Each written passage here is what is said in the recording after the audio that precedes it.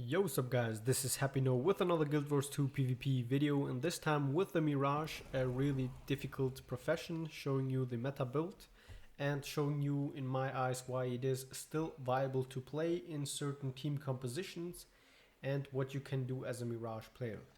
As you all know from all the professions, Mesmer is the least played of mine. I would have said, yeah, least played with what's the name of this, elementalist. Those two are the least played by me, so I'm not like the best Mirage player ever, or I don't know what, but I'm here to show you the build and how it can perform and what you can do with it. This is a pre-recorded video, so I will just explain a little bit certain things what I'm gonna do. And you have, as you can see it here, one dodge bar, and when you use that you will have a leap with sword, and you should use that for mobility reasons. You can see it here, when I dodge and use sword 1, I will just leap away. For the people who don't know it, that's just by the way. So this is Battle of Kylo. I choose to play Mesmer because you can do a lot of work with your ports, with your mobility. And starting on here, I wanted my team to give me a good target, but they were not targeting anything, and it is really tricky to engage into certain situations like this, because you can see this here, they have a firebrand, they have holosmiths, they have the Tempest who can AoE CC, you can see it here, tornado, and I'm gonna do here something really stupid. Yeah, I'm just gonna get knocked away. I wanted to wait until he does something. I go with a pistol 5 and burst combo, but the Tempest, or what's his name, the firebrand, just heals him up. And you can see this here, number one downside of Mirage is your healing. You can't recover really fast. You just, if you get caught once, you just have to really take some time to recover, and that's really annoying. I wait here for my shard, for my Mirage, I don't know what's the name of it is. I try to interrupt him afterwards here, and now I see that this guy is playing with banner, and me and the Revenant were going for a double CC, and it worked out. So this is number one. You have a lot of CCs, and you can see this here again. I see that this guy is casting his glyph to revive, and I'm just gonna power bank my mantra activated to interrupt him, and he's not able to get it going on. I interrupt his healing skill here. I don't know for what reason he casted his healing skill, or what skill he was really casting there. I go with the pistol 5 again to one more time interrupt him, like for the third time, and that's just what makes it so good. I interrupted his healing skill, yeah, that's why he can use it again. I was just wondering now. And you can see this here. Number one reason why Mirage is, in my opinion, really strong, the interrupts. You have ranged interrupts, and you have instant cast with your mantra, and in addition to that you will remove boons from enemy players, so if they don't have spamming stability, one-time stability usage, you will just destroy them. And here I was just trying a little bit. You can see this here, great bursts, but still afterwards you have nothing left, and this guy can just damage you freely. I didn't know if I can just see him or not. I don't know what happened there to my what's the name of this attack. I'm getting help, but this guy's getting help as well, so I have to try and leap away somehow, get away, use my shatter wand to get some vigor, and just wait here on this spot. I tried to wait for my healing skill a little bit because it is really annoying. We have 2 cap, so my idea was just to really interrupt a little bit those players, hold them off node, waiting a little bit, getting caught by that greatsword, axe 3, really annoying. And you can see this here, keep the distance. This is really important, because I used to, when I played Mirage, I used to just engage too early and try hard, do some damage and stuff, but that's not so great. You should always just engage when you have some burst openers ready, otherwise just leave. You can see this here, leave again, because the enemies are also, they are low HP, but they are also dealing some damage, and your survivability is not so great. And now I try here to burst a little bit, to to remove his stability. I was only able to remove it once, but still that was more than enough. And from here on we can just watch a little bit what the enemies are doing. I get caught by Bolt's charge. That was my bad, I should have survived here, but I really wanted to see if the warrior goes for a banner. My NG here does a great move, stomp with, what's the name of it, elixir. I missed my jump here, but still that would be good. And now you can see it here against the warrior. Why it is so good, you can just damage interrupt. Once he tries to use his healing skill, I interrupted that again. Dodge that. Move on, and you can see this here. He's able to apply heavy pressure onto me, but still, I would have been able to take the 1v1 against him easily. He's still trying to chase me down here, which is not so great, but still, he wanted to try it. He catches me, I interrupt the shield bash, and I don't know if I win this, but if I remember correctly, I was able to get some damage going on. Yeah, you can see this here. It is really, really annoying. I get caught here by what? By auto attacks of him. And this is where my thief just made me really mad, because he was nowhere to outnumber. He could have outnumbered me a long time ago to finish off the kill. He interrupts her once, but instead of going for another interrupt, he gets interrupted by the warrior, and that would make me really mad. He could have dagger 5, interrupt the elementalist one more time. Yeah, I wanted also to have like a stealth, but he was playing sword and dagger, if I remember correctly, and that was, yeah. I have nothing against sword and dagger, but still, you can see this here. In that situation, dagger pistol would have been much better. He could have stealth stomped or do whatever he wanted to. He's shield 5 blocking. I wait a little bit, interrupt him here, go for some bursts, and he tries now to play me out, but still, I just wait a little bit. Watch for him using his full counter, interrupt his healing skill, and now he's in a dangerous position. And overall, warrior has just really not the best cards against this. Watching him, interrupt him. He gets interrupted and he can't do anything. Now this is really, really bad, or better said, sad. Warriors have like no opportunity to beat a Mirage like this, because you have a pistol 5 interrupt, mantra interrupt twice, which means 3 interrupts, and then you have shatter 3, which will remove boons and interrupt the enemy player for every shatter, every clone that you have. And that's just what makes it really, really annoying. I interrupt this guy again, I burst him a little bit, he goes into his mist form, and now we just have to wait again, wait what he's doing. Interrupted there one more time, obsidian flash, he got some healing, but from here on I can just again try to chase him down, deal some damage, and we are able to, but my team is not able to get so much damage going on. I try to get away from the warrior, and I'm able to, but my guy here died, the thief. I wonder how he died. You can see this here, I'm playing, by the way, Mesmer, and Mesmer is really squishy. But the good thing here is that the enemies have no players that can chase me around. And that's a huge benefit if you play Mesmer. If you have team compositions that are slow, you can always run professions that are squishy. Why? Because they have a firebrand, double engineer, a tempest, and a spellbreaker who's using banner.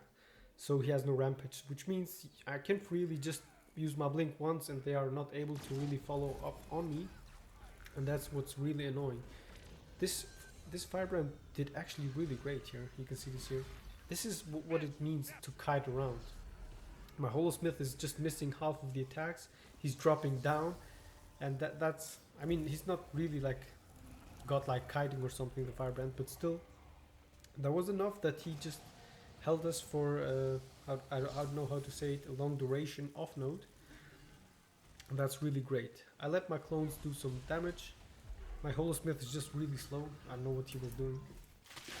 I just need to watch this a little bit more. And of course my leap just bugs for whatever reason. The warrior is again on me. I die here somewhere because this guy attacks on full counter. I'm not able to get away. I need to try and get away a little bit. My team is not able to interrupt this guy. Well, I need to drink some water because I talk too much.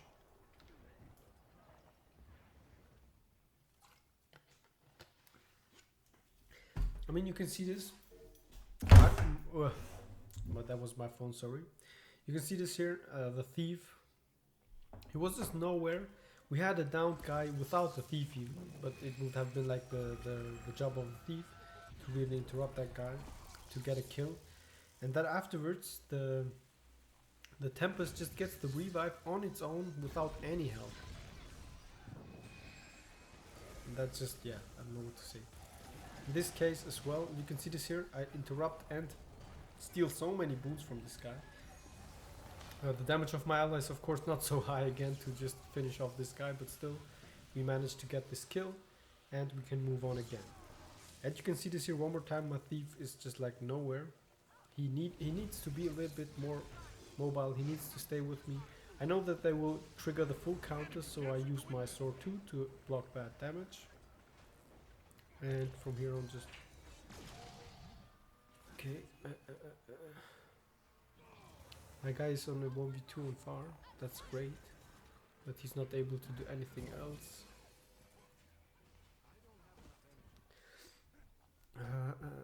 I tried to explain you everything a little bit, but I can see the map. My thief is again nowhere, he's on mid. What is he doing? I don't know what he was doing. I get stuck here, which is really bad because I know this spot is unportable spot. But I try to really just get a little bit away from this guy. And I'm not able to really get it. You can see this here, my thief should move. He should help close, far, wherever. But he's just not where he needed to be. My guy dies on the 2v2, which is bad. In terms of not good that he died, not that he's a bad player. Let's go, let's go. We were able to down this guy, yeah, I remember this scene, but that was really bad.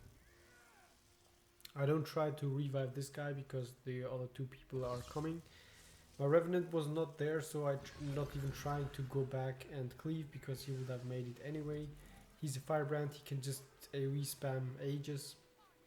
And you can see this here, my thief is not decapping close, which he should have done like a long time ago. And that what makes me mad, because he's again in a really bad 2v2 situation with the Weaver. They won't be able to kill a Spellbreaker and a Tempest never alone on this team comp. The warrior wants to know it, and that's also not so great for him. Because I know I just have to block here the full counter, attack a little bit.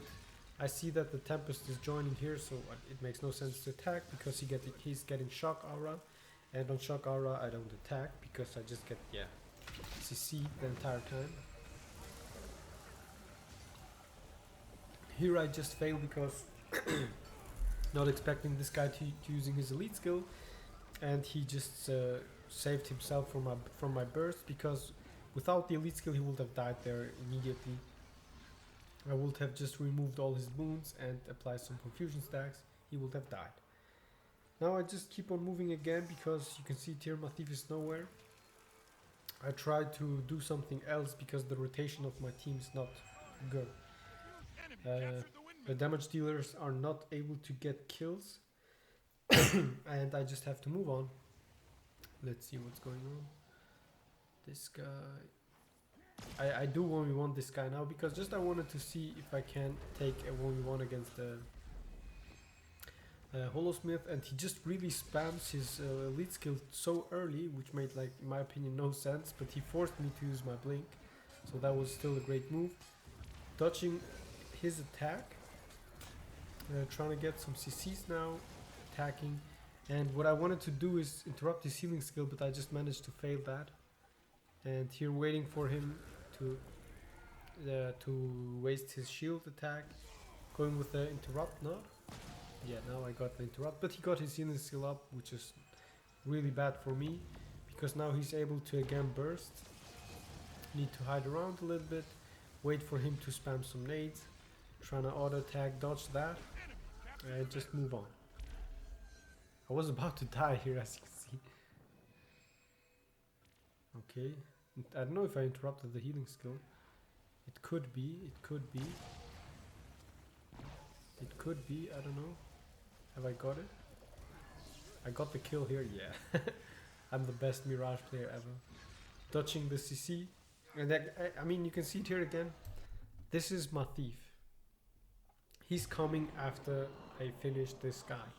If he would have joined me like, I don't know, 10 seconds, 20 seconds, 30 seconds ago, we would have got a kill. I would have got the cap a long time ago, and we would have won this game without the timer. But you can see this here, we just win this game on timer, and my team got mid, which was really nice. But I could have helped on mid earlier if my thief would have come and helped me.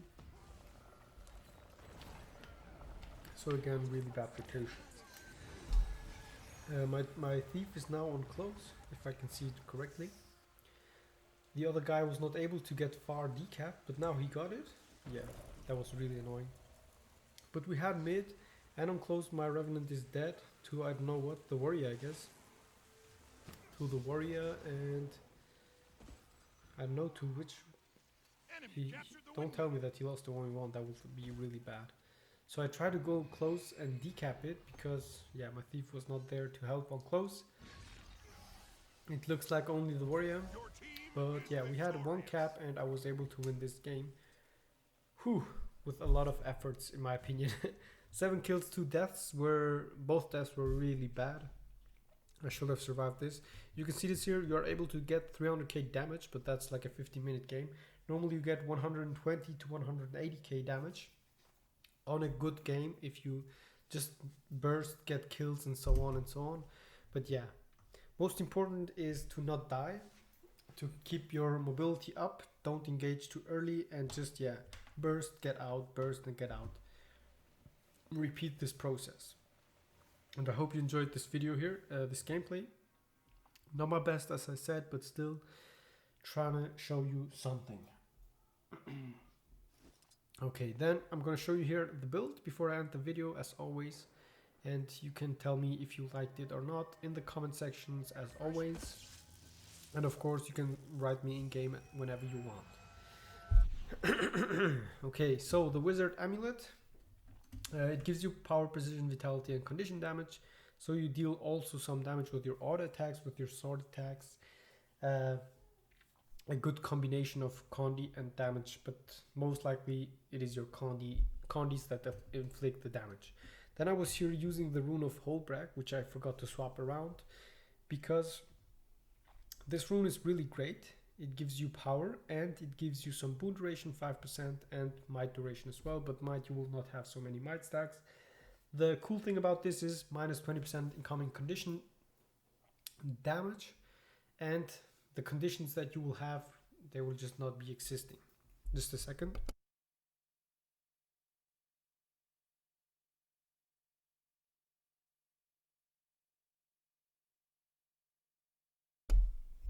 Okay, rune of Holbrag, yeah. Condition damage will be minus 20%. Duration, no, it is duration and damage, so like this 10-10. I wanted to say that this is only 20. Then we have here Sigil of Cleansing and Energy. I wanted to show you that Adventure is also a good option, which gives you extra condi damage and an extra dodge almost if you use it. If you do weapon swap, use healing skill, you will have a 100% dodge extra. And you can see it here as well, 1300 condition damage, which is really nice and deals heavy damage. Then on both weapon sets, Sigil of Cleansing with Sigil of Energy, extra survivability, extra dodge and extra condi cleanse, which means when you dodge, you will have 2 condi cleanses and weapon swap a 3rd one with your elite skill, another 2, which means 5 condi cleanses. Yeah, sounds not so much, but still more than enough if you know how to play it properly. Then Illusions, Domination and Mirage.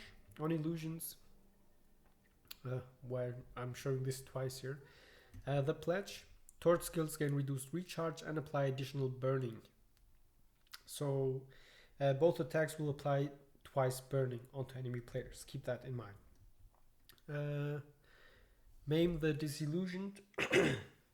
Torment skills inflict torment on hit. Shatter skills inflict torment on hit, which means all your clones will apply 1 stack of torment if they hit an enemy. And if you have 3 clones, it means 3 times, and yourself as well, so 4 times torment onto enemy players with, for example, Shatter F1. Nice to know. Master of Fragmentation your shatter skills are improved, which means critical hit chance, cripple on F2 on shatter 2. Shatter 3 can hit up to 5 people with your 3 clones and yourself as well to interrupt enemy players, and distortion will reflect projectiles, which is also nice to know.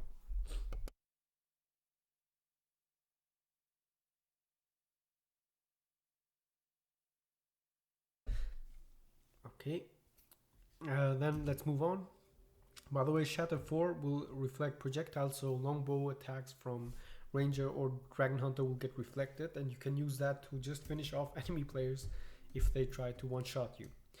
Rending Shatter, Rending Shatter, Shatter skills inflict vulnerability on hit, which means again for each clone you will apply vulnerability. Really strong as well to increase your damage and from your nearby allies. Shatter skills also remove a boon on hit. This is the most important trait line on the Mesmer Mirage, which means you will just remove boons on hit, and you have 3 clones and yourself, which means 4 boons removed if you hit that. And that's what makes it so strong, because you can just remove stability from an enemy and freely CC with your other utility skills and weapon skills. That's just really annoying. Let's make this so strong, this build. Then Power Block interrupts, deals damage and inflict weakness. Enemy skills that you interrupt have an increased cooldown, which means every 3 seconds, if you interrupt an enemy from using a skill, you will apply damage, weakness for 3 seconds, and the duration will be increased by 15 seconds, or I don't know how much. It says 15 seconds, but I doubt this. But it will be a really long duration, which means when you interrupt a glyph, a banner, or a healing skill, the enemy will just get destroyed. And that's what makes the skill so strong. And every 3 seconds, this is a short period, short duration, you can use it really frequent. And you have, as I said, many interrupts to apply this. Renewing Oasis, gain regeneration when you gain Mirage Cloak. The duration of incoming damaging condition is reduced while you are regenerating, which means each time you dodge, you will get those Mirage, how to say it, cloak, and this will give you regeneration for 2.5 seconds, and the conditions will have a less duration by 20%. And of course, as I said, each time you dodge, 2 condis removed, a 3rd one on weapon swap, and with your elite skill 2 other ones, so 5s. And you have this minus with the rune of Holbrack, minus 30 seconds, 30% condi duration on yourself, and 10% less condi damage on you. So you are really strong if you know how to kite around. But your overall healing regeneration is not so great. So that's just a meh skill to have. Phantasmal Seeking Axe. Release a Phantasm Axe that seeks out a target after a delay, inflicting conditions. This will reduce the recharge on your axe skills, and will generate an additional Phantasm Axe when you use a skill. You can see your axe that spins around you and your plus conditions for your strike a foe. I don't know if it triggers with all your axe attacks, which means 2 and 3, but if I remember correctly, with axe 3 it will trigger. Then Elusive Mind, dodging removes conditions. This is what I mean. The 2 condi cleanses on a dodge, which is really nice. And you will have, as I said, 5 condi cleanses in total. But you have also the Mirage Cloak, which will also make you invulnerable for that dodge. And then Sword 2 to avoid getting caught by condis. This is my backpack, Shrine Guardian backpack from the gem store. And then you have also Stealth, you have Distortion, and you have Axe 3 to port around the target and hit them from behind to avoid getting caught by single attacks, as you saw against the Holosmith. Mirage Mirror is your healing skill. This is also just to get another Mirage Cloak. Blink, the most important skill on Mesmer. A huge ranged stun break, which ports you onto many ways, on many spots. Pretty strong. And allows you to gain a huge leap forward from enemy players. Mantra of Distraction, Power Lock, which is a instant cast interrupt. It has a 24 seconds cooldown, and it can be used twice after it goes off the real cooldown, because you can use it twice. And then you will apply a daze on enemy players for 1 second and have the vulnerability. And that's what you saw against the enemy Tempest, really strong interrupting glyph. He had no chance to activate it any longer, and you are just free to attack and stomp or do whatever you want afterwards. Segment of illusions, every 10 seconds you will spam an illusion, which will make it easier for you to have 3 clones and to remove more boons and to be more annoying. And it will also refresh all your shadow skills once you used it. You can see it here. All are used, activating this, and you get them recharged immediately. It has like a 1 second, a little bit more than 1 second activation time, but that's really short and really cool to have. Jaunt applies confusion, can be used with Axe 2 to, I don't know if it really helps to apply more damage, but still pretty nice. It is a little leap, which removes also 1 condition for each usage. It has a 30 seconds cooldown, and yeah. It's a leap finisher, by the way, so you can also have healing if you're doing it on a water field or on a black powder. You will get additional stealth, and that's basically it. I hope you enjoyed this video now, guys. You will see here, as always, 3 of my other videos, and of course you can subscribe to my YouTube channel only if you like this video. If not, don't do it. That was Happy No with the Mirage, not my best profession, and I'll see you in my next videos. Have a good one wherever you are. Bye bye, guys.